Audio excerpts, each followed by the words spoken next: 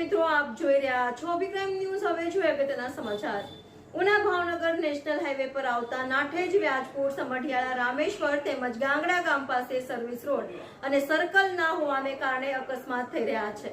Una Bhavnagar national highway પર આવતા નાઠેજ, વ્યાજપુર, સમઢિયાળા, રામેશ્વર તેમજ ગાંગડા ગામ પાસે સર્વિસ રોડ અને સર્કલ ના હોવાને કારણે અકસ્માત થઈ રહ્યા છે, જેથી ઉના ભાવનગર સોમનાથ હાઈવે પર આવતા 15 થી 20 ગામના સરપંચો, આગેવાનો અને ગ્રામજનો દ્વારા ઉના ભાવનગર સોમનાથ હાઈવે ઉપર સર્વિસ રોડ અને સર્કલ બનાવવા બાબતે ઉનાના કાર્યશીલ ધારાસભ્ય શ્રી કાળુભાઈ રાઠોડને રજૂઆત કરવામાં આવી હતી।